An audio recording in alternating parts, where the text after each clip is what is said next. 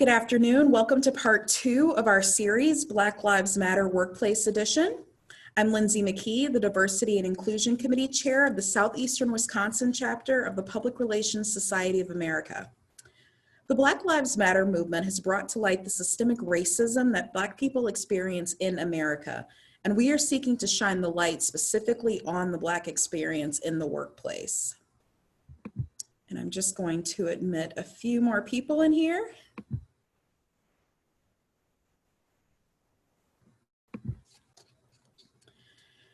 Our D&I committee is presenting this series of free Black Lives Matter related virtual events to address what it means to be Black in the workplace, the actionable steps leadership must take to make their organizations more inclusive, how allies can advocate for Black colleagues, and how we can all continue those conversations into our personal lives. In part 1, we reflected on where we are in our workplace inclusivity. Now for part 2, let's examine the concrete actions companies should take to recruit, retain, and advance Black workers.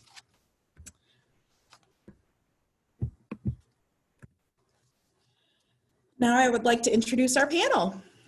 Today's panelists are Morgan Phelps, founder of Colorful Connections, and Dr. Cedric Burrows, assistant professor at Marquette University. Welcome to both of you. Thank you. Pleasure to be here.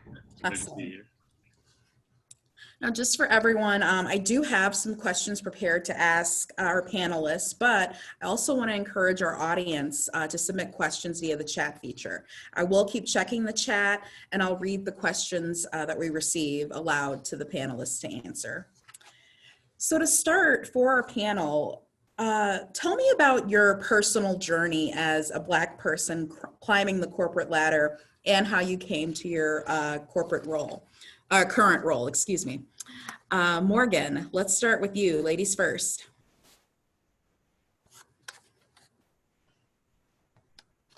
Ready? Get that mute button working.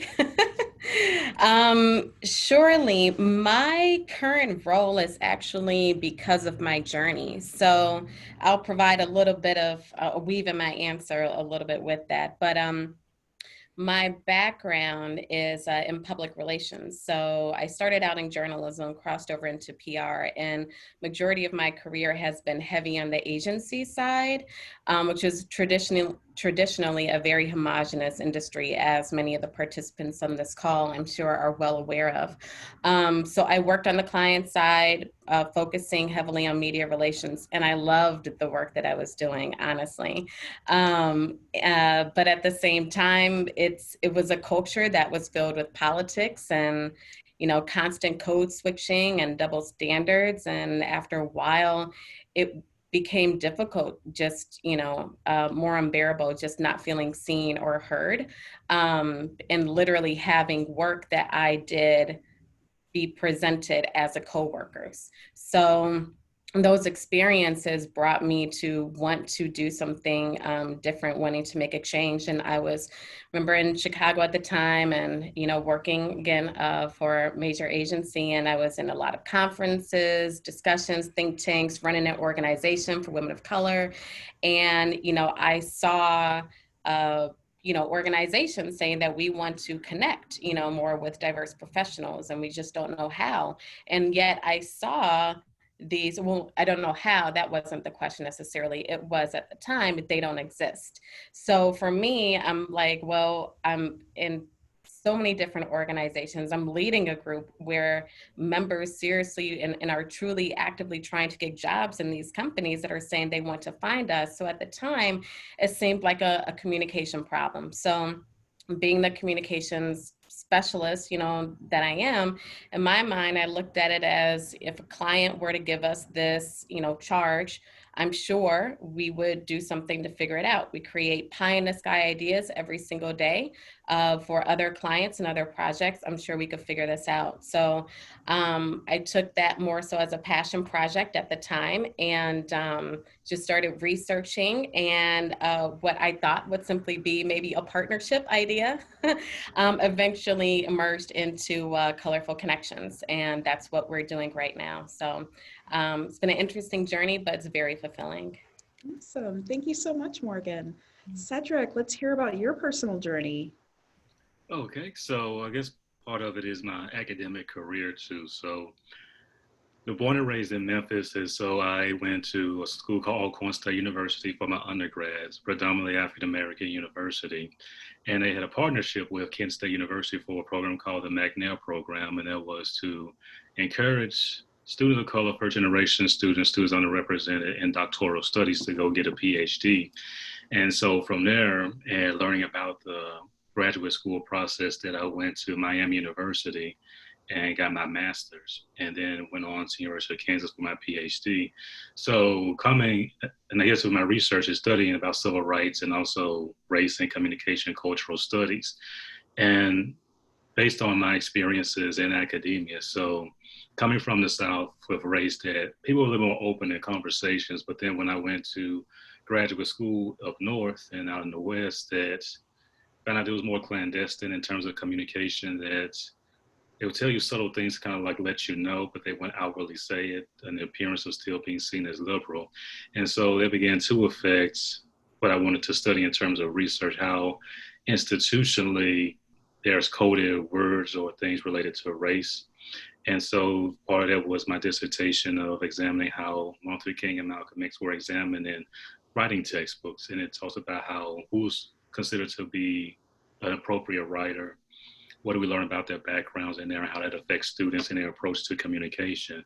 So when I came to Marquette, that was my research. And then I also put it into place with the university to think about what happens when, as African Americans, we grew up in one culture, but then we had to cross over, so to speak, into mainstream culture to get access to various things. What do we learn in terms of how do we have to adjust with that? Do we have to pay what I call a black tax in certain ways? And so there's been a part of my research is studying how people view the black tax and what are some sort of ways that African Americans have to pay this toll to enter into mainstream culture. Absolutely. Thank you both for sharing that. I did want to talk a little bit more, going back to Morgan for a second. Could you tell me about how Colorful Connections, how you bring your work and diversity to those organizations? How do you work with them? Surely, the two main areas that we focus on. So our work, we focus on actually similar to your opening. We look at the ability to, or our philosophy rather, is that to create a truly stable, diverse workforce, it needs the support like a three-legged stool, in which case you have to focus on the ability to attract, retain, and grow an inclusive team that represents the diversity of your modern consumer market. So in that sense and in that respect, those first two pillars, and again, the reason for those pillars is that they're all interdependent. You can't just focus on attracting talent if your workplace is not welcoming or inclusive. They're going to leave, and it's going to hurt significantly your recruiting efforts, whether you know it or not. And the growth area is where we help to upskill and retool so that, especially for underrepresented professionals, we're able to intentionally support and grow professionals for opportunities versus, especially in the agency world, right? You're just borrowing the same talent over and over, which contributes to group thinking, which is defeats the whole purpose of trying to attract diverse talent if you're looking at it the right way of the value and seeing the value of diversity. So that said, in terms of the main areas that we provide support, it's primarily in attracting and retaining talent, those first two pillars.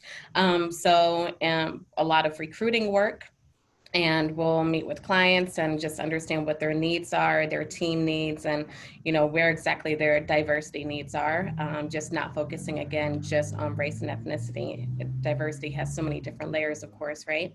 And then the second part of that is again helping organizations create healthier environments for your current employees, and again, developing the culture that you want to have that can attract the right teammates as well. So we do a lot of work on empathy building workshops. Relearning race is a really popular one right now too, especially trying to understand how to have that conversation and how to change climate within the workplace. So we do right now a lot of work in those two parts. Requests have been coming up for assessments, which I think is healthy as well, and indicative of the times where a lot of organizations are understanding that they have room to grow, but they're understanding and wanting to make sure they do it right. So instead of just acting first, trying to understand and get an understanding first of let me do an analysis or an assessment of, where are the hot areas? Where do I really need to focus on? And what also needs to be a long-term focus area. Mm-hmm. Thank you, Morgan. Mm-hmm. And Cedric, back to you. You kind of went into this a little bit, but could you tell us more about kind of the work you've been doing with Marquette University, including kind of your area or field of study that you're doing right now? Sure. So my field of study is what's called cultural rhetoric. So rhetoric itself is about the art of communication, how we communicate. So cultural rhetoric argues that you should study the culture that the rhetoric comes from, to say that in order to understand how people communicate, understand the background, what they value, and how that's manifested in their communication style. Because oftentimes in teaching, for example, I noticed that we would talk about rhetoric and it was always through a Western standard. And what happens is that everybody try to measure everybody's communication style by that same standard, not realizing there's just one standard out of several, and that it's all based upon one's background. So that affects how I teach students. So for example, I taught classes on professional writing and communication. And so we would talk about how we would read resumes culturally and how we should be aware of that. So for example, that you can tell somebody's background based upon their address or the school they may have attended, depending upon their region, and you make assumptions based on that person, based on it, or their name as well. And so how they think about that culturally. Or another way is also thinking about the words that we say. So in my other classes, like in first year writing, I always put like words that we don't think have any issues, but they usually are. So like, for example, the word boy. So they think boy means male gender. But then I tell them how historically, depending upon who calls somebody a boy, it has racial connotations to it historically. And that you call somebody who maybe not be from your background a boy, that could be an insult for that person. So that they learn that culture is important to know, because you have to understand that we all may say the same words, but how we interpret those words are different. And that it's important to understand that when we communicate, especially in a growingly diverse society, and that if we learn each other's background, then we also learn our communication style, then that would ease some of the tensions arise because of people not understanding where someone else is coming from in a lot of ways. And it's even with curriculum as well, that like with Marquette, like other places now, they're talking about diversity or making things inclusive, or want to have curriculum about racial justice or things like that. And that realizing that they may have good intentions, but also they may not understand that they're coming from their background and doing those things and not recognizing various perspectives. So that I tell my colleagues that we do have a responsibility not to always use one yardstick to measure everything, and that we should look at other groups and talk to them, but also not make them do the work that they should learn as well. So that if we're going to change the institution, we need to change it structurally in how we see ourselves, and in relation, how do we see our students. Absolutely. And I'd love to hear more. And you did talk about this a little bit, but as a Black academic, could you just tell me about like some of the challenges you faced and some of the successes you've had? I know you talked about kind of coming from the South and going into the Western and Northern graduate schools, but yeah, could you just share some of the experiences you've had in the challenges and successes? Okay. Well, successes, I would say that actually having the courage to say these things in academia, because I remember when I was leaving the South, going up north, and I tell people, oh, I studied civil rights movement, Martin Luther King or Malcolm X and things like that. And people would tell me, you better be careful. You shouldn't be saying that because, you're around these white people. They don't know how they're going to respond to things like this. And I said, well, it's my research, and it's somebody needs to say it, or else nobody's going to think anything otherwise. So I think that it gave me the strength to actually have those ideas come forth. And then I realized in doing so, people appreciate it because it gives them perspective they otherwise wouldn't have known.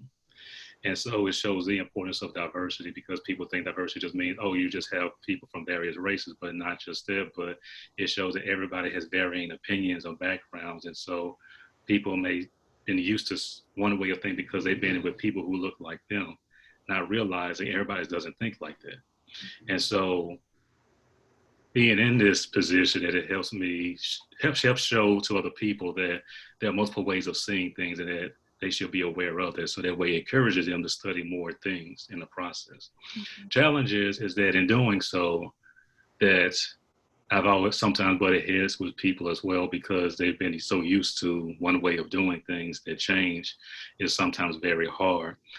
And then also is being people measuring their yardstick to me. So I guess one example is that when I started teaching for my PhD, is that they would use like teaching evaluations to measure us. But then I always say is that you have to look at the subjectivity of the teacher and how students read them, and that you should be aware of how the curriculum, that people may think that, okay, I'm talking about issues related to African Americans, that I'm already biased to the curriculum. And so they read me as having an agenda. And so I was trying to tell administration that if you're going to do those things, that be aware of those subtle nuances with things like that and those evaluations. Or another one is trying to apply for jobs, but then realizing that institutional racism sometimes would feel like you're hitting your head because they just don't want to get it, or they get it, but they want somebody to fit into their worldview of things. So I guess one example is when I applied for one job and they wanted somebody who did African-American rhetoric. And I'm saying, okay, this is right up my alley. So I did the phone interview, and then they would start asking me questions not even related to the field, but then it was usually like white theorists. And it's like, well, what does this have to do with African-American rhetoric? And then we hung up, but they didn't hang up the phone all the way. So I heard what they said afterwards. And so they were saying, well, do we really want to have a Black person teach African-American rhetoric to our white students because they may get nervous of having a Black professor there, or we should have a white one because it may be safer, things that, and so you begin, in those things, you begin to hear what people really say, and then you realize they're teaching students, especially predominantly students of color, and they have these attitudes, and then you realize if I didn't hear that, this is still going on. And so you realize there's a lot of challenges, realizing that there's a lot of people who may think this way. And so you're trying to change society so much, and you realize you may have that push and pull because of those attitudes. And even though behind closed doors, they're more open about it, but then I realized in front of you, they'll have various structures in place to prevent things from happening. So it made me realize how to work against those structures that sometimes has been challenging. Interesting. Thank you so much for sharing that story. Wow. I can't believe that. Morgan, as a Black entrepreneur, what are some of the successes and challenges that you've had? First, Cedric, thank you for sharing that. I shouldn't be surprised, but that's a raw story, and I appreciate the candidness there. For an entrepreneur, I think a lot of my challenges have been similar from being a professional. Just, different specifics in terms of, again, the politics, the double standards, and how you show up, and the networks. It's very much about who you know, and not just who you know, but the bias in wanting to work for someone who you feel you might like a little bit more, or have a closer relationship to. So to get your foot into the door for certain conversations is another hurdle. And again, just the presentation and starting a business from the ground up, there's a lot more support that you need, and oftentimes the people who you're going to help are people that look like you, and for those who have the influence and the ability to really support and elevate you as you need, it's tricky to find. It's tricky to find people, to find advocates, So I have, and I'm blessed that I have, but it's been a very difficult struggle. It's been disappointing for supporters that you thought would be there, and advocates emerged where you didn't necessarily see. So it felt very similar to, a typical workplace of just, having to constantly market yourself and market yourself to the right person, and, just applying some of the same lessons learned, through my journey, working in the corporate space as, I am right now leading an organization. In terms of the successes, though, I would echo what Cedric is saying. A part of, Colorful Connections feels therapeutic in a sense of, being able to help others truly, not go through what I did, and ultimately the idea and goal that we can create better workplaces, healthier teams, minimizing that, I know it's not possible to eliminate it, but just minimizing a lot of these instances that just keep coming up, and I think that right now with the climate that we're in, more people, just evident by those participating on this call, are, willing to make that commitment if they understand how to move forward. And that's refreshing. So that hasn't necessarily been the case. And I don't think it's because of not wanting to, but simply not seeing it as a need and not seeing this as an issue, or not realizing that, by participating in status quo, you're participating in what has always been, which is a system or a process that has favored one type of person, one group, so successes and successes and not, I guess that would be hopefully a decent overview. Yes, absolutely. No, thank you. And I just want to say thank you both for being so candid and so free of sharing with your what you've experienced and the kind of emotions that brings up. So thank you very much for that. So just kind of like how we're having this conversation today, how do we start these conversations in our workplaces? What's step one, I guess, to opening that dialogue?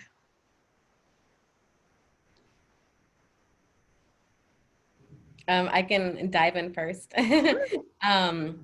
So something that we say at Colorful Connections is that it's very important in the workplace to ground the conversation in education and the rationale for diversity within the workplace. Because you can't assume that everyone is coming from that same perspective, and wanting this or understanding, why there's any relevance. So the fundamental, I think, ground level is just why, diversity very much is, it's nice to have, it's good, it feels good, it's responsible, all that other stuff, but it's also literally essential to the health of a business. I'm couple, favorite stats: if at least one member of your team represents the target end user, you are 158% more likely to innovate accordingly. Anyone who's had a conversation with me has probably heard this stat, and I will continue saying it, especially in this industry. This is an industry where we're ideating for consumers, right? And in 5 years, maybe less than 5 years, there'll be majority people of color. So if the industry is looks one way and the consumers that you're meant to ideate for look another way, it should not be a surprise when you have not just campaigns that are amiss, but not even innovating as you would like to. So again, 158%, right? Just thinking of that. If you have at least one member, you will increase your chances more than 100%, just one person, which means that yes, it's the misses, but again, the missed innovation, right? So when you start grounding and inclusion, same thing, inclusive teams significantly outperform other organizations and departments. Higher cash flow, market leaders, the research is there. So the first part of it is, again, making sure as an organization, as a business, you let all employees know that this is essential to the bottom line. This is essential to have a healthy company. This is essential for the future and for the goals that you need to reach. And from there, in terms of having the conversation, starting out from that, so we're not having a conversation out of emotion, out of where that will come up, but the reason for having this conversation at work or on work time will then be understood and clearly stated so that you have that North Star of relevance. So that part is essential. From there, I would say to have a goal, as you would with any conversation.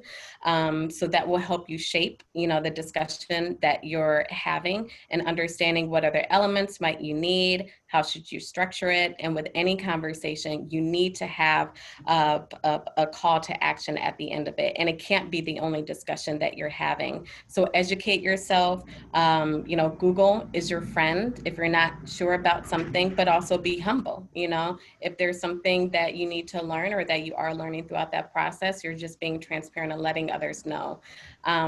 Also setting the tone for the conversation so that all participants come open-minded with a positive perspective and know that this is a safe space. So we actually have this question has been coming up a lot recently.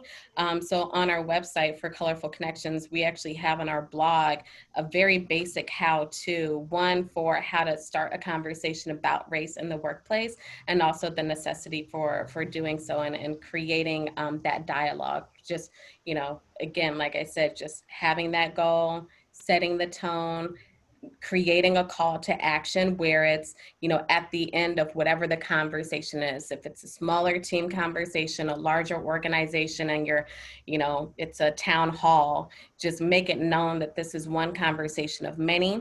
At the end of that conversation, if the call to action is simply, we will have more discussions to carry this out, that is your call to action, and make sure that you do that. But you need to have a plan that you're working toward, and that all comes from the lens of what is the need for diversity within your organization, and really embedding that throughout. Mm-hmm. That's an excellent point, and making sure that that plan is something that you keep referring to and letting people know that you'll come back to this. This isn't one and done. We're come back to it. This just needs to be like, if you're thinking of it again with the business lens, sorry to interrupt. Go right ahead. But like if you're looking at it from a business lens, you have health and wellness teams and organization, or committees within an organization, because you understand that's consistently that is a consistent need and area of focus, right? Mm-hmm. If you're looking at another gap within your business or a need, I'm sure you will develop a strategy and a plan to keep that moving forward. And this is something that's just a part of our everyday lives, which is why it's something that you can't turn off and on. So oftentimes, I know I'm jumping a little ahead for one of your questions. That's okay. Go right ahead. But oftentimes, a problem will come up, and then that's the time that you identify a need to have a workshop. And while that's sure true, oftentimes, and this is a part of the reason why there is a challenge in creating true lasting success, is that it's a reactionary approach and it's filled with short-term solutions. So you wait for a problem to come up and then we'll address it. But then we just want to do a one-time workshop, but make it budget friendly. We'll do that one for all of our members and then we'll move on without really, applying those lessons and learnings moving forward, and all employees doing that. And again, not taking a reactive approach of, great, you saw a flag that you address, but that's also indicative of some other problems. So you have to dig in a bit deeper so that you can, again, be proactive and understand what you're working for and know how to get there. So again, identify your North Star, figure out, what you need to get there. There will be some immediate things that you need to take care of, but otherwise it's a part of, again, creating the culture that you want, which means the fabric of your organization. If it's not necessarily created with certain values, then having a one-time workshop again or a speaker come in, it won't do anything to truly change who you are and your ability to attract, retain, and grow an inclusive team, an inclusive and diverse team. Yes, thank you so much, Morgan. And Cedric, I'd love to hear your thoughts as well. Thinking about how you got to listen in on their thoughts at the end of that call. Like, how would you, if you were in that room with them, have started that conversation to say, well, let's think about this differently? So I would ask them, because I think the big thing that I would hear, let's say in hiring, is that people would say, well, this person is not qualified. And so I would say, well, what makes a person qualified? Because I think one of the things that they did say was that I didn't publish enough, and I was like, I just graduated. But then also realizing with the saying that hasn't published enough is that there are people who may have had more access and money and resources to publish while they were in graduate school, as opposed to someone like me who had to work 3 jobs to maintain a living. I didn't have the luxury of writing. And so to show that that affects how some people can get ahead and some people can't structurally, and that there's another way we should think about what that word qualified means. And then some people argue, well, you're making an excuse. It's like, well, no, because it's just to be aware that that the playing field is not always equal, and that you want some people to come either not recognizing some variations or other things that would affect it. And that sometimes what you think is a qualification is not a qualification in as much as it's a preference, and you don't state that. And that you should be aware of that and saying that that's an example of you may have an underlying bias, you don't realize it. So I think the main thing is about acknowledgments. And as you were saying, Morgan, about humility as well, that when not being called out, but then recognizing that there are some inequities, don't get defensive about it. Because I think that's the first thing people will do is saying, well, oh no, like, well, no, it's just to make you be aware of something. And that's also learn to receive how in the spirit that is being given. And that in order to do, so that way you can change the structure, because I think acknowledge, because some people think that, oh, I'm not racist or I harbor racist tendencies because I don't say certain words. It's like, well, no, it's to say that you may have grown up in an area of privilege. And so you may not recognize that people may not have experienced the same thing, you had those same privileges, and to recognize that as well. And that another example is that when I have conversations with my colleagues and they're saying that they're scared to even have those conversations because they feel it's difficult. And I said, well, why do you call it difficult? No conversation is really difficult. You may not have possessed the tools to talk about it. That's something different than saying difficult. Because saying difficult is something that you may just want to erase or you just want to not deal with. I'm like, but no, it's not difficult. Just say you don't have maybe the knowledge or skill set to talk about it. That's another way of acknowledging the situation. So I think it's a big deal about acknowledging it. And then when having those conversations, some people are scared that it's going to be confrontational. I said, well, this is a cultural thing. Some people, you may think that they're being combative, but at the same time, culturally, where they come from is not combative. And also, why do you think they're combative? Because of how they look, all those various things, so that you may have to check that as well. So for me, it's a lot of layering to it. I'm like peeling an onion, that you have to go through all these various things and to be aware of yourself before you go out there and try to help others. Because I think that in this, especially in this time, people think, oh, I may have read How to Be Anti-Racist. I get it now. And I'm going to go out there into the community and I'm going to do all these various things, or I'm going to discuss things and I'm going to be, and it's like, well, no, that's just a stepping point. You still have to work on this, because it's not something just academic, it's a way of life for people.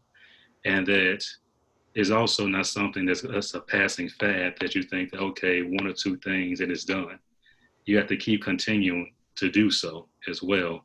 It has to be ingrained within your institution, because otherwise you're doing, put in the biblical way, you're pouring new wine into old skins. You may be doing 1 or 2 things, but the structure is still inherently basically solid still. And that you really have to, the biblical phrase, be born again as an institution. And then think about when you become born again, that what work did you put in to really change that structure, so that way you won't have to replicate and do this 10 years down the road when another event happens. It's already ingrained within the institution itself. Absolutely. And if I could do just a quick yes and building on what Cedric shared, especially as it pertains to this industry, and we're talking about access. When we think about, MPS, right, there aren't a lot of arts programs. So the creative, right? So if you're thinking about it, even from from a grammar school level, I'm from Chicago, I say grammar school. So even then, if what you're being told essentially is, this is not important to have in the curriculum, this is not a viable career opportunity.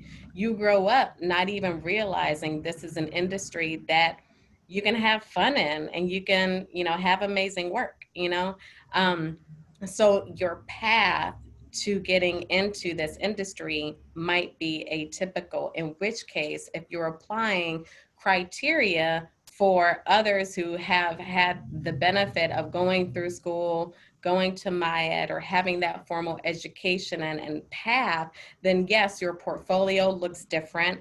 The type of projects that you've worked on look different. Your resume looks different. Your schooling, right, is different. There are so many differences there. So you're evaluating people on unfair criteria simply because of that. And you're doing so unknowingly oftentimes. Typically, it happens because you're like, well, look, I got an amazing team. I hired this way. So I hired this way and I'll get more amazing people.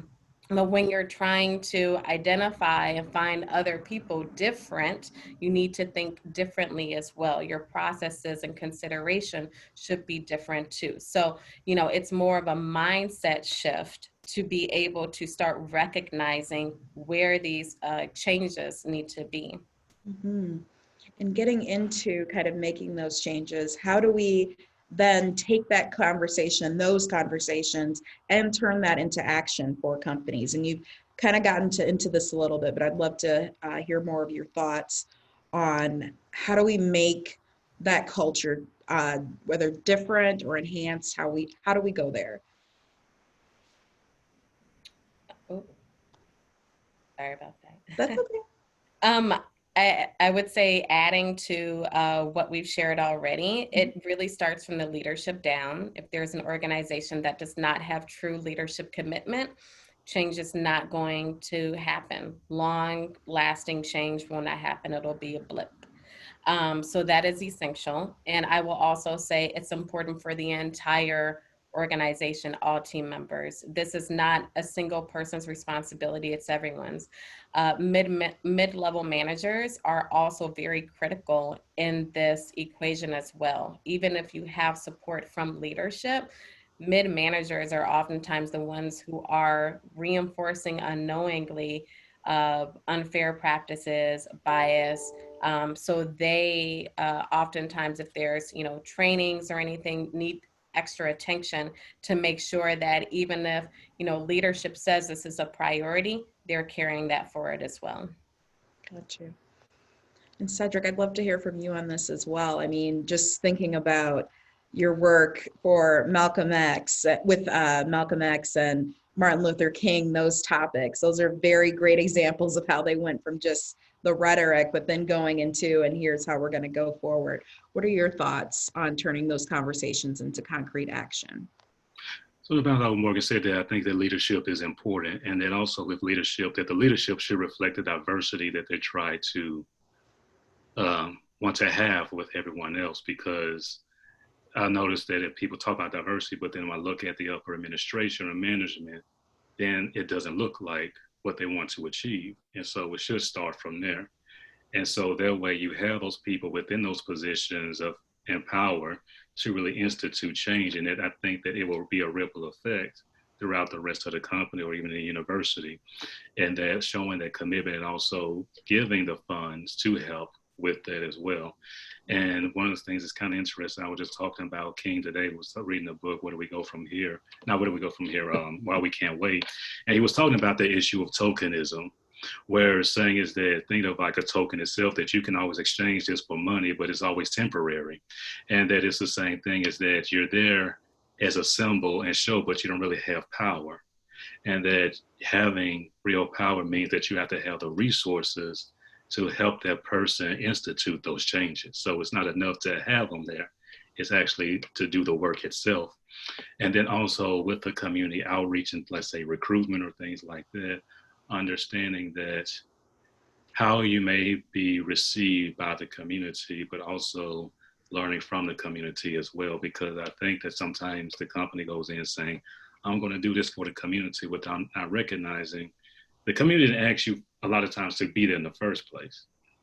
And that if you're going to do that, then you should be able to listen to them instead of just talking at them. You should have a conversation with them.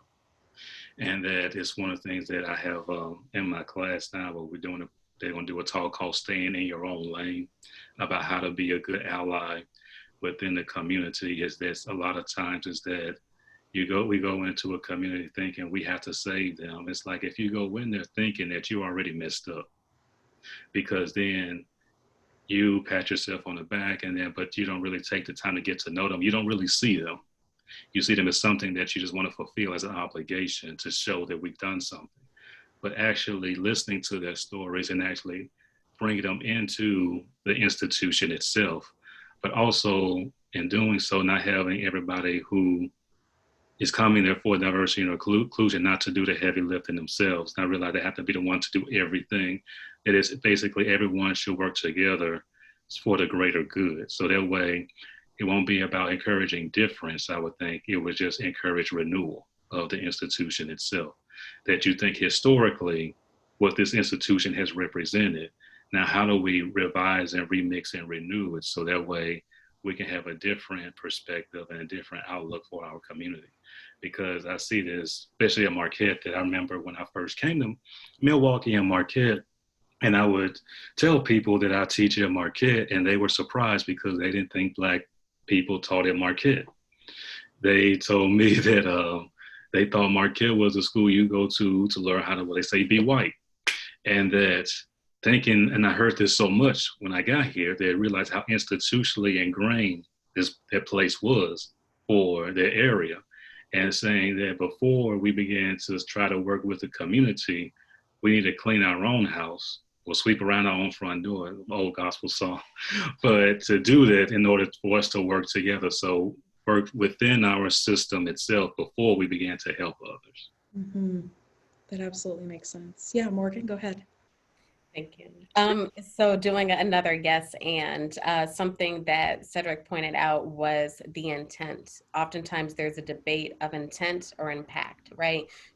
Does the intent of someone's efforts, especially in this industry, or in this space, right? Does it matter as much as the impact that you're having? You know, even if, you know, the motivations behind it or the rationale, you know, might not be authentic, or truly about connecting and learning and listening, but you're still, you know, making a difference as these statistics, reports, or whatever show, you know, what is the difference there? And I think what Cedric pointed out very much helps to identify or show the difference of, you know, of why intent is very critical in this process. Absolutely. And that kind of gets to a bit about going from just having diversity to having inclusion. You know, we have that where tokenism can happen, where we have, okay, we now have our token Black person on our team. We don't have any more work to do. And even for that individual, ensuring that they feel like they're in a safe place to be able to have kind of those courageous conversations with their leadership. What are some, and colleagues for that matter, what are some tips you would provide to non-Black colleagues to ensure that they're making the environment more inclusive for Black workers? What are some ways that they can help that process? I think it's a lot of what we've talked about today in terms of developing empathy, reading, educating yourself, realizing that they're likely walking a path and dealing with things that you have never even considered, or probably not even within the realm of your imagination right now. So I would say, you know, to be an active listener is very important, and just reaching out. You know, there is research that if these conversations do not happen in the workplace, you know, your one token or employees, you know, are a flight risk. Not having this conversation increases the chances by 3 times that an employee will leave if they don't feel as though they can have a conversation, or, you know, team members are willing to, especially right now, you know, talk about this bravely. It's difficult, but essential. So the point is just to be seen again, to be heard, and to feel that from your team members is critical. So I think as much as if you're a manager, if you're a peer, a leader, as much as you can reach out, I would say, you know, is important, but also self-educating is critical, and developing those empathetic skills might seem either, you know, like mundane, or, oh, I can read an article, or I know what that is, so no biggie. But it's really about building new habits, you know, like your entire life, you're raised with, you know, this paradigm and thought of this is how things are, you know, and this is how your norm is. My norm is very different from everyone else's on this call. So the more that you can, again, be self-aware and empathetic to others on what their journey is, the better you are in creating a more inclusive environment. And thinking about that reach out, like what would that look like? Is it when you are in a room, a boardroom or anything like that? Is it specifically calling someone out to provide their input or letting them know that they're welcomed? How would that look like for leaders and colleagues in like a day-to-day situation? I know one thing is that I see a lot of comments that you're sometimes not seen in the workplace unless it's something related to racial issues. Mm-hmm. And that's when people begin to see you. And that's when they also want you to do the work for them. Or they will ask you something related to the culture. And I always have this happen. And I'm just like, you just can't Google this. I mean, I can do this within 5 minutes and I can get all these answers. You can do the same thing.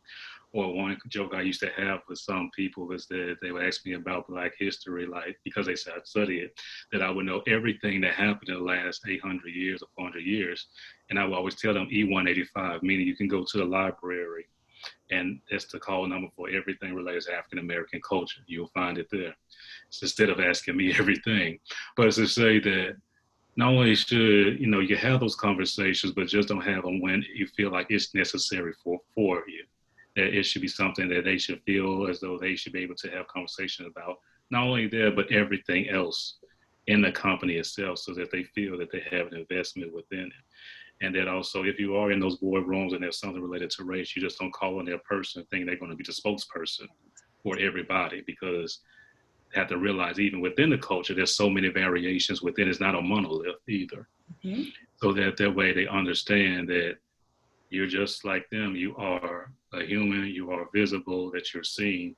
So kind of like what Malcolm X was saying, that instead of being with them, you feel like you're of them, but actually if you really are, that they'll begin to see you.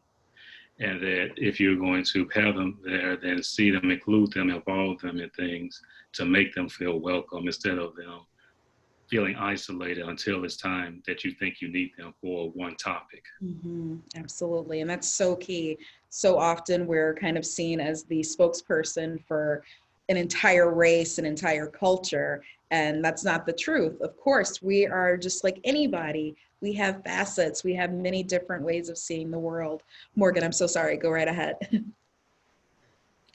No, just more of a yes and. Yes, that's okay. That's okay. So just saying yes, I completely agree with Cedric. And if you're in a meeting and, you know, boardroom, you know, if there's something that's said and someone else repeats it, you know, yes, please say yes, as Morgan said like 2 seconds ago. Please reaffirm. Please make sure that the person who originated with that idea is seen and heard and gets credit, because oftentimes, you know, that might not happen. I also know that sometimes, while yes, I agree, don't just come to your, you know, employees of color simply with a topic that's related, you know, a racially related topic. However, I have been in instances where if we're in ideation or campaign development, there's a client brief and it says XYZ is, you know, the objective. Here's our target audience and market. And it's, you know, most of them are typically a general market, you know, deliverable or project or assignment.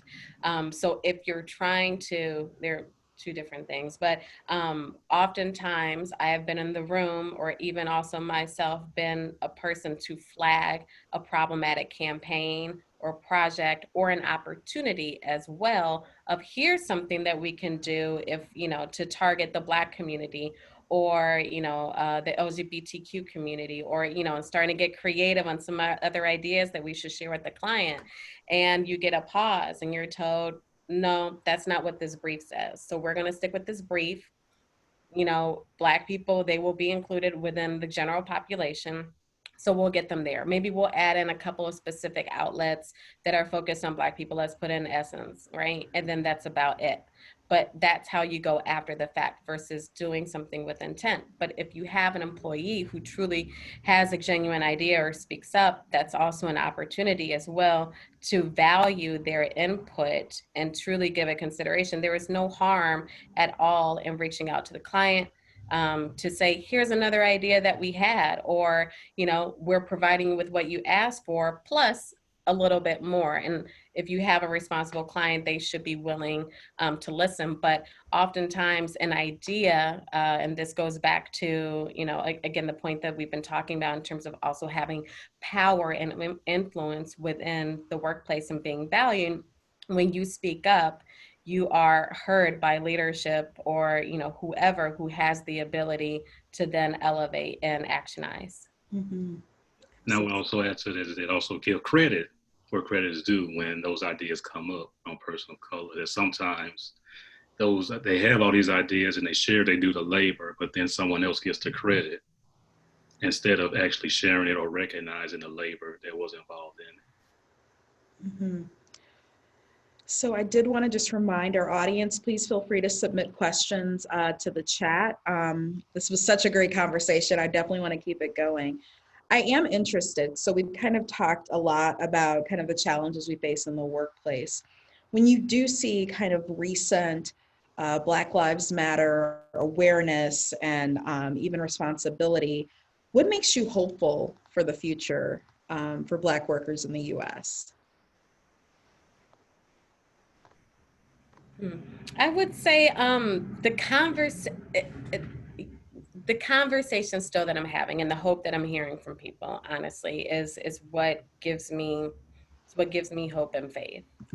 So having clients who are excited for empathy building workshop is amazing. Like that, just there are just some things that you just can't. It's just it makes me, it just makes me hopeful that there's, that this is a very bad, toxic, horrible time right now. It's not like, it's not like this hasn't been happening before, but right, we're having exacerbated problems because of everything that's happening on top of each other. But hearing that hope and that optimism fuels me. I love it. Cedric, did you want to share your thoughts on what you're hopeful about? Yeah, I'm hopeful because I think there's more growing visibility and that people are recognizing the institutional change that needs to happen. And that with this summer, with everything happening, that that the movement had already started, but I think now there's gained a lot more momentum and a lot of allies in the process, and that it shows that it's something that is going to have a lasting impact on society as well. Because I remember a lot of these topics that have been covered since I was in graduate school, and that was almost 20 years ago, and that you have those people who say they were allies, but then at the same time they wouldn't actually take an effort to change things, or they would put their head in the sand. It's like, oh, it's not that bad, or things like that.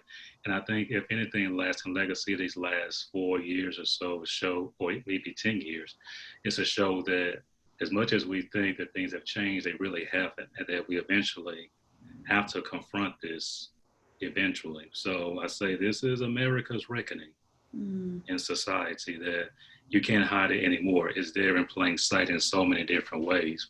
And that you're going to have to recognize it for what it is in order for you to grow and change. That the world is changing, the world is becoming more diverse, that you can still try to go the old ways, but it's not going to work because eventually the new society is going to change. Going back to my literature with Yates, with things fall apart, the center can't hold anymore.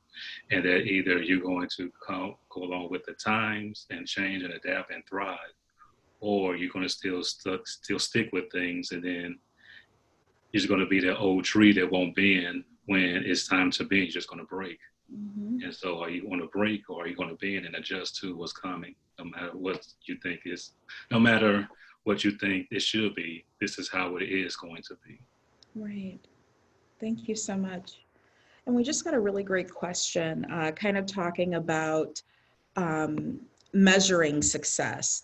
In addition to the diversity of its people, how do you encourage small or mid-sized businesses to measure progress, especially metrics? For example, I'm sorry, metrics, in building a sustainable, diverse, and inclusive business and culture?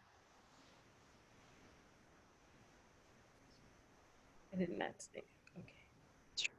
Sorry, I was trying to read the question. That's I saw okay. Tammy's, but not that one. So we're talking about, sorry, I was trying to read as you were saying. So can you That's read okay, no problem. about metrics and Yeah, exactly. How should businesses measure progress in this realm? I would look at retention. You know, you can hire as many people of color as you want, but you have to look at the retention numbers, you have to look at the promotion numbers and really start there and dig in. That will tell a lot. Mhm. Right. I think alongside with it is the stories that they tell, because if they do leave, then you have to give them the space to be honest about why they left in the first place and to sit in their truth. Because sometimes I notice is that when people leave, then the institution then will create their own narratives about why they left in a way that fits their own perspective, but they never will ask their person why, because I think if they did, they would have to understand that there's certain things that they have to work on, so that if people, especially in masses, keep leaving, there's a keep rotation of people leaving, they usually ask them, why is that? And really be honest, have them have the space for their honesty. And Right. ensuring that as employees leave, they have an exit interview. I haven't always had one, but I do find it interesting how sometimes it seems as though it could be selective, even though it's supposed to be the norm at certain companies, even at companies where it was, you know, standard practice, it wasn't always implemented. And that's a critical learning time. You will definitely get, you know, feedback, but you have to be able to, you know, take that information and apply it elsewhere. You can't just, you know, say thank you and do nothing with it, or ignore that, you know, deny someone that opportunity as well. Mhm. And I've always found it interesting that, similar to Morgan, I've not always had an exit interview, but I find it interesting that some of the questions that are asked of me in the exit interview are questions I wish they had asked while I was still there and worked on. Do you recommend at all having kind of a non-exit interview or something, like to just check in with employees and maybe think of ways where you can make your culture better for all people? Yeah. So what, Lindsay, so there's, you know, your manager, right? And your direct team, and then there's HR, right? So HR will most likely be doing the exit interview, or when I've had them, they've been typically through HR. And just the same as when you're hired as well, you typically get a different feel from when you're actually on the team. So, you know, you're hired for, you know, your diverse thinking and different, you know, experiences and whatnot. And great, this is amazing. And then the actual team may not value what you're able to bring, right? They're saying, great, you're here, but this is how things work here. This is how things happen here. We're kind of like a sorority. So you really need to get on board with how we are. And that's what happens with the team environment versus how you are brought in from HR or an exit interview. So sometimes there are disconnects with that for that reason, but that would be then on the manager to ask those questions, to truly try to, you know, engage your colleagues, understand, are there, you know, projects and assignments that you might want to work on that you haven't had an opportunity for, stretch skills, really understanding what gives them, you know, joy in their work. And I'm sure that they will bring out a lot more of themselves in the workplace and probably go above and beyond on projects too. Nice. Thank you.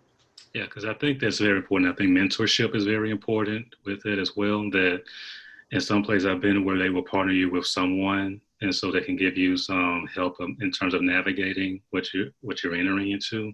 And so some places where you can fill out a form, and so they have like what's the interest that you all may share, not only with work but outside. So that way it helps you build community with the company, or even with upper management administration, where they may randomly just send an email just like, hi, how are you? I've heard you, welcome. I would like to take you out of lunch or something to show that you are valued. and that they keep with it when things are going throughout their time there, to show that they're valued as well, that they don't feel that they're alone or isolated, but they're actually part of the company too. There's also employee resource groups that I see are developing a lot in some places, where people who may have shared similar interests, where they develop their own interest and they come together as well to build community too. So I think that mentorship would be very helpful with that. Okay. And then we have another great question that I think you were reading earlier, Morgan. How do we speak to organizations who are concerned about the focus on addressing structural racism and not a focus on other marginalized groups? And thank you for the question, Tammy. Hi.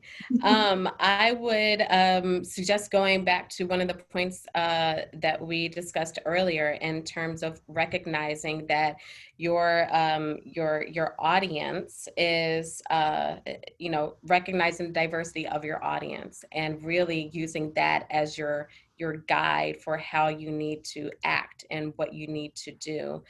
So whether it's ERGs or thinking about programming, or whatever your concern or whatever you're doing, so at Marquette, I also teach corporate social responsibility.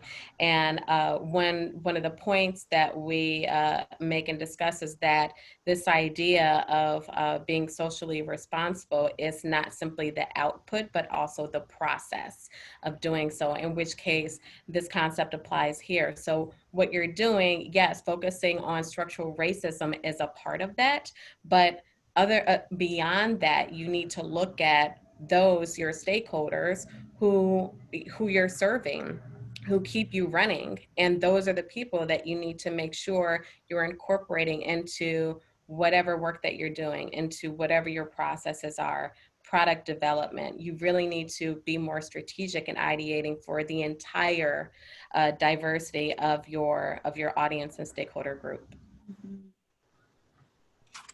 Cedric, any thoughts? Yeah, to piggyback also to what Morgan said, is I also think too, in terms of researching what is your reputation as a company, and historically, what is their reputation, especially for various communities? Because we think of certain businesses and they may have a certain history or legacy with particular groups. Then I guess one thing about my experience at Marquette, that it has a certain history for certain people, and why is that history there in the first place? And that what can you do to change that history, or not to change the history per se, but to change that perspective now? That what can you do to rectify that? So I know a lot of companies, they say that we didn't have the best track record with various groups. And so we're going to go inward and structurally rethink why is that, and that in the process, we're going to change things as we go forward. So it's like thinking about Marquette, that want to have scholarships or things like that to recruit various groups to come to the university, so that recognizing its past legacy and how it's affected the community, and then revise it so that way it won't have that continuing legacy for future generations. Absolutely. And I do want to be mindful of time. Just so everyone knows, we are kind of 6 minutes over, but we are keeping the lines open here to continue the conversation to 1:30 in a sort of virtual networking, continued conversation format. But I did quickly want to just say that we will have part 3 of this discussion in 2 weeks. So that it will be at the same time on October 7th. Now that we've kind of reflected on where we are in our workplace inclusivity and examined concrete actions we can take, in part 3, we're going to consider how we can speak up and be advocates for change in our workplaces and in our communities. The panelists will be Demi Jo Carr with Diverse and Resilient, Deshae Aggie with King Drive Business Improvement District, and Dr. Eve Hall with the Milwaukee Urban League. So please register by visiting prsawis.org. And thank you all so much for attending the panel today. So like I said, we're going to keep this conversation going, but just wanted to make sure everyone was aware that they are free to go if you need to. But I did want to bring up another question that just came in. How would you push back on management that are stretching to include any HR initiative as a diversity initiative in order to feel like they're doing something to address the issue? Sorry, repeat one more time. Sure. How would you push back on management that's kind of stretching to include all their HR initiatives as a diversity initiative, just so they feel like they're doing something? How would you push back to leaders that are doing that? Yeah, I would have them identify how it's actually helping, diverse groups, and just unpacking that a little bit more. So without knowing too much, it's very easy within the HR space to identify, an initiative as a wellness campaign or a wellness group, right? We're looking after the wellness of all of our employees, which includes, of course, people of color or women or mothers, right? These different groups where you might be able to form ERGs even, right? These safe spaces. So I would challenge them to acknowledge how these specifically support underrepresented groups within the organization and helping to advance certain issues or combat certain problems. That way it's not just swept over. Mm-hmm. Cedric, anything you'd like to add? Yeah, I think it was a case of making the language strong in terms of diversity. So when you say diversity, it's kind of like you have to really unpack that term and maybe have a definition to it to say this is how it connects to diversity. So I think the language should be more readily apparent and more direct, because I think what Morgan was saying is that sometimes you can say that, oh, wellness is diversity. Okay, how specifically does it relate to this? How does it specifically relate to our definition of diversity? And then also as well, how does it impact diversity within 5 years or a long-term view of it? So that way, make sure that the language fulfills the definition that we have for it. So that way everybody is clear that this definition of diversity that we have is speaking actually to diversity and inclusion efforts. Mm-hmm. Thank you. And another question, what is your advice in both professional and personal settings for keeping the conversation focused on social justice, racism, et cetera, and not turning political, especially with the election year? I know that's kind of tricky to do, but what advice would you give to kind of keep that conversation focused on that social justice aspect? If you're having a focused conversation on, whatever your topic is, just remind people why you're here, because that can be, you can easily get distracted or pulled in one direction or another. So of course you don't want to deny someone their feelings or whatever it is that, is involved in the conversation, but, we're focusing this conversation on XYZ. That's valid, but perhaps that can be an offline conversation. So that could be a very, potential, easy way where in the moment you can try to table, something so that you can address it afterwards, but hopefully it won't get too heated where you're distracting the entire group from whatever it is that you were discussing where that comes up. It's very easy to get the two combined right now, of course, but especially in the workplace, yes, you might want to keep those political conversations separate. So at the beginning of the conversation earlier, we talked about, establishing, expectations and having a plan and your goal for your meeting. And this is a part of that. If you structure your conversation, whether even if it's a team huddle, you're starting out with, this is the objective, right? This is what we are discussing today. So if you start railing or, going off a bit, then you're able to pull in the conversation. Yeah, so I think it's also too with going piggyback off, and that is that how beginning with conversation, you may say this to establish the rules and the boundaries of the conversation, the social justice that, yeah, politics may be involved because it becomes a hot topic in terms of politics, but at the same time, the focus is on the cause itself. So usually, especially when I have it in the classroom with the conversation, I always give a lot of layered and history to that, so that way everybody has an understanding about why this is an important conversation to have, or with some events that occurred, and that how it's affecting us in the present moment. So that way, to ground it within this historical conversation and somehow it's continuous.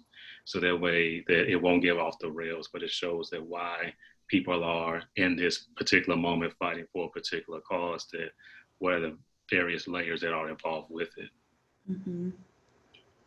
And do you think that some of that also comes from improving your culture? You know, for example, when I do have conversations with people, and this is just speaking for myself, I'm not saying this is everyone's standard, but when I've had conversations with people before and I know their heart, I can kind of understand where they're coming from. Like, would you say that building that culture is key to be able to have those conversations?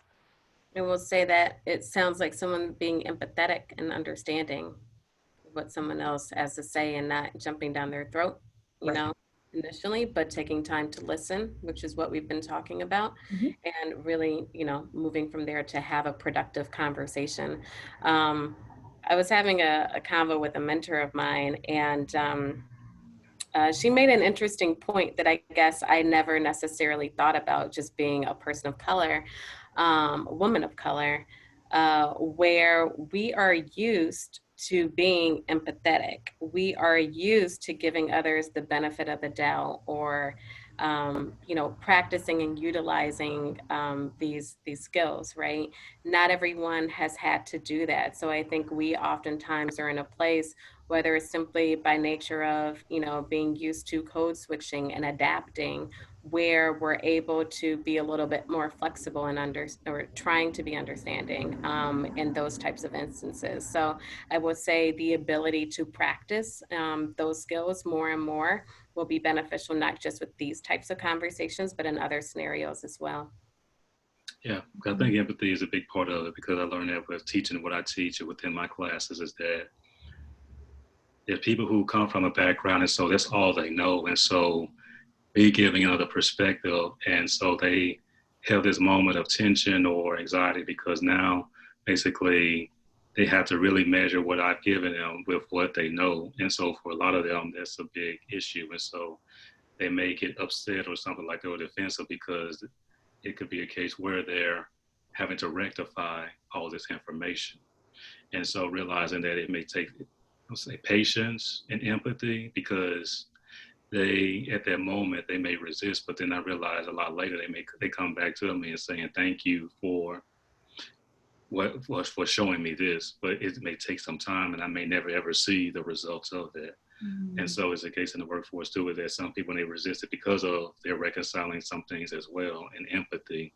But I learned various ways of giving out the information in such a way that they don't lose it, because it can devolve into a shouting match, but then they just say, oh, I'm right because of the way you reacted. So learning how to just say, you know what, I hear you, I understand you, I recognize you, I see you. And saying those words for a lot of people, it goes a long way, because they realize they're not being dismissed. And if we may disagree, we do recognize our viewpoints, and that we are able to share it in a space that allows us to build a community with each other. Mm-hmm. Exactly. And that's so crucial, not dismissing, because I think that even if we end the conversation not agreeing, I know that I've been heard. Like, I can deal with the conversation, not necessarily changing a mind or something like that, but we've had the dialogue and they didn't dismiss what I had to say. I didn't dismiss what they had to say. It was really kind of a partnership in that conversation and thinking it through. Very nice. And I just want to go to another question. When announcing new open positions and promotions, I'd like to stress a priority for diversity as a first-class attribute that makes a candidate qualified. Is there any danger at all that that kind of advertisement could make a person feel like their color or gender was the only reason that they get an opportunity? Yes, probably. I would also check with legal to know if that is legally compliant to state that on a job description, because I don't think it probably is. We've actually, in interviewing candidates for positions, our candidates will ask, am I being interviewed for this position simply because I'm a person of color? And that's one of the upfront conversations. And while we are working with a lot of organizations that lack racial diversity and they need support there, we make it known that yes, they are working on this, but this is not the only reason why you're being considered. So those are for our clients that we work for. But it is a turnoff for candidates of color, and probably for the reason that Cedric, shared in terms of, the token. We don't want to be a token. We don't want to be a diversity hire. We have passions. We want to be seen. And hired and valued and appreciated for our knowledge and our capabilities and the work that we're excited to do and what's drawing us to that organization. So what I would recommend instead is, as I mentioned earlier, just, mindset. A part of it is a mindset shift in terms of how are you going about your recruiting process? What circles and groups are you going to? Oftentimes, you'll ask for referrals, especially from employees, because you work here, which means that you must enjoy working here and we like you working here. So can you ask others like you to work here? And typically that will result others that look like them too. So if your circles aren't that, diverse to begin with, then that's going to limit who you're able to go after. So I would say it starts with just broadening your relationships and approaching candidates as you would in general, just being more mission aligned and seeing people for the values that they can truly offer and bring versus just, what's on a sheet of paper, of course, because as we've discussed, sometimes the criteria aren't necessarily required for the position and it might be outdated. But you just don't want to hire someone or come off even with that perception. That could be another risk to turn off candidates. So more so think about your process and how can you throughout your process just look at it from top down. How can you have a more inclusive approach, and that by having a more inclusive approach, you will attract more diverse professionals. And again, not just race and ethnicity, but in general. And I would recommend still just, again, being strategic. If you're hiring for a specific role, what are the needs of that role? What clients will they be working on? What type of projects? And that can help you also think outside of the box in terms of different spaces or how to source differently. Yeah, I think it's kind of like what the language of that is that, saying that versus that, it's part of the qualifications or something like that, where knowledge or skills of various communities. That could be one way of framing it, but they're also opening up the networking that when you do recruitment, where are you going to recruit? Do you go to various organizations that will open up the pool for a wide, diverse talent pool so that diversify who you come in contact with in terms of the job fairs, the listservs, things like that, so that way you can get a diverse pool of applicants in that regard. Mm-hmm. And would you recommend, and it sounds kind of like that's the lines you're thinking of, but would it be going to, for example, if it's a journalist going to the National Association of Black Journalists with a job opportunity, or if you're looking to hire more entry level, is it going to a HBCU? How do you, what are some avenues, I guess, is kind of what I'd be interested to know. Yeah, those are some of them. Mm-hmm. I would say, it's very much relationships and networks. You can't just, you can post a job, and you should, right, online, and making sure that you're reaching different organizations that I would say focus on the type of candidate that you're looking for, but develop genuine relationships and partnerships. And that, I think, will do the work for you. So I would say that majority of times, like these professional organizations, especially for people of color, you're going to learn about the job leads there, and you're going to appreciate someone's recommendation or referral from that group too. If they say, hey, this company is hiring, or my company is hiring because if you work there, what's your experience? Let me know about it. You might be a little bit more trustworthy. So it really goes down to just not posting something online. I know that LinkedIn is one of the top sources, of course, for trying to source and attract talent. So aside from posting there, which is important, again, the relationship building is just critical. Mm-hmm. Yeah, because that's like on my journey to graduate school. So say I was in Mississippi, and so the McNair program was at Kent State. And so one of the things when they wrote their grant for the program was that they had to have 5 students from Alcorn, predominantly Black college, to come up to Kent State each summer. And so there was a way of recruitment of students to go to Kent State eventually for graduate school. Or Alcorn also had partnership with the University of Missouri or the University of Nebraska-Lincoln, where they would do exchange programs as well. So that way there was some outreach in that regard, so that way they can show another perspective, but it's also as a recruiting tool as well. And so that's where with businesses as well, that they may go to, let's say, a smaller company or a smaller organization that will help with that in terms of recruitment. And so it's about, that goes back to that expansion of networks in terms of finding out where all these other organizations that are out there, what ways can you partner with them, or even going to schools and talking to them during career days, or I don't know if they still do this junior achievement or something like that, where you may find a wide, diverse pool just by going into the communities, and you'll be surprised at how you can connect with a lot of people, and that can expand your pool as well. Mm-hmm. But again, I just want to reinforce, and simply finding them, right?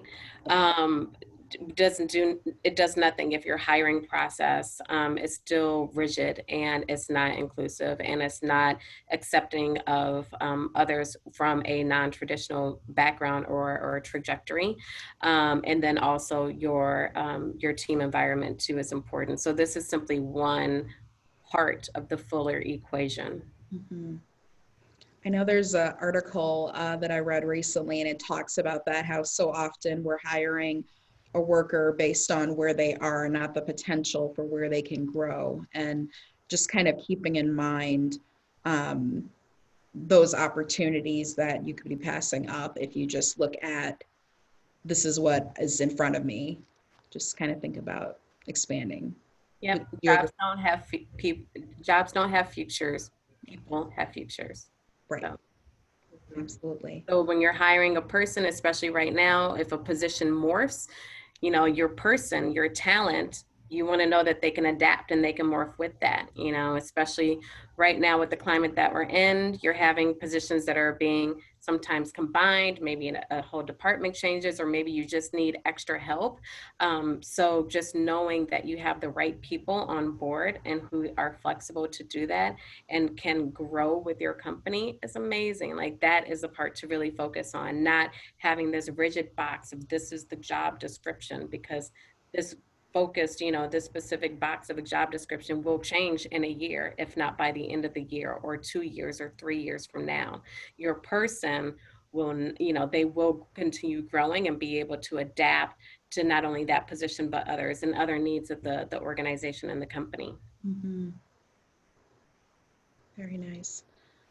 I would be curious to know what advice you'd give specifically to Black workers, when they are in an environment that is not ideal. What advice would you give to them to speak up?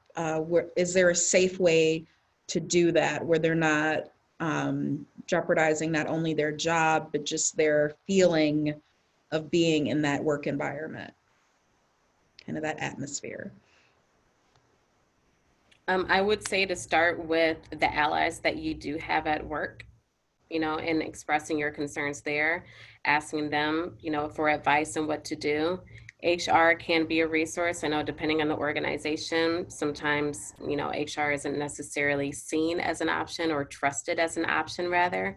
But at the end of the day, I've had so many conversations with, Black employees, other employees of color, marginalized groups, and just feeling like, just hitting their head against a wall, and you can just see like how much pain they're having just by being in a toxic environment. And while it's not ideal, at the very least, we all have a choice.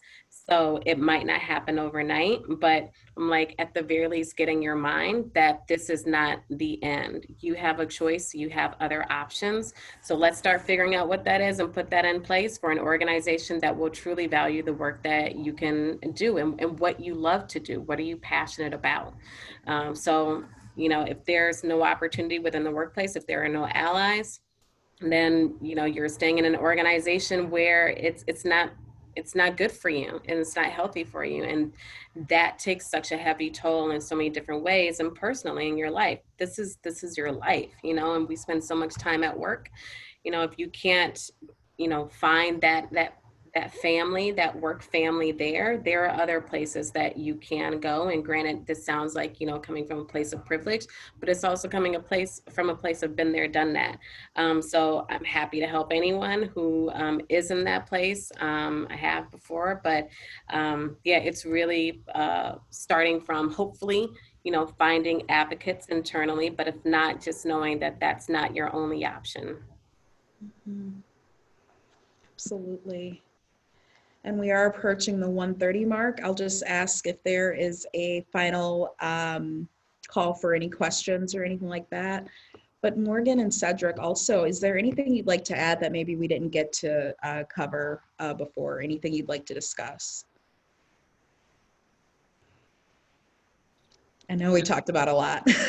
Oh, yeah. Well, I guess for me is that a lot of things what people ask me, because I wrote about the idea of the black tax, about how you have to pay certain charges enter into mainstream culture. And so people say, what should you do? How do you adapt? But then I say, well, you learn to adjust to things, but at the same time, you don't feel like you have to change your whole being in the process of doing it.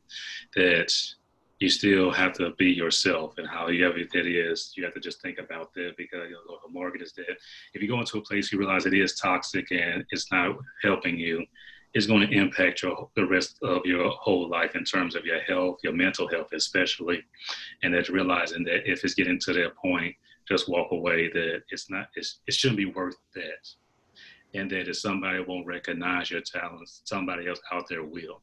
Mhm. And you have to learn how to take that step of faith to realize, okay, if it's not going to work here, I'm going to go somewhere else where they're going to honor me. And then once you put it out there, it's going to happen for you. Right. Absolutely. And I guess from my side, for I guess employers, my final thought would simply be just recognizing that this is a long-term game. It's a marathon. It's not something that, again, you can do one time and then you're done with, or, you know, pull in and out. You know, it's really having to shift habits.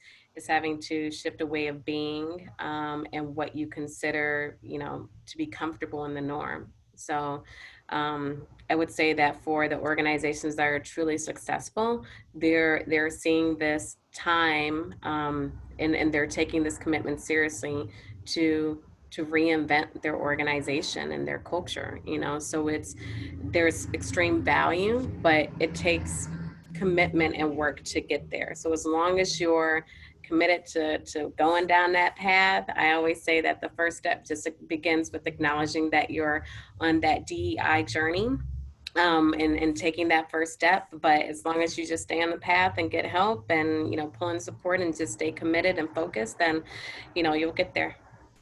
Absolutely. Cedric, Morgan, thank you for joining us today. We really appreciate it. And thank you so much to our audience for joining us and sticking through with us. We will have a recording of this available. I will be sure to email that to you. And Morgan also actually has offered some great additional reading for you. So I'll be sure to include that in the follow-up as well. But thank you so much, and we'll see you for part 3 on October 7th. Bye. Thank you. Thank you.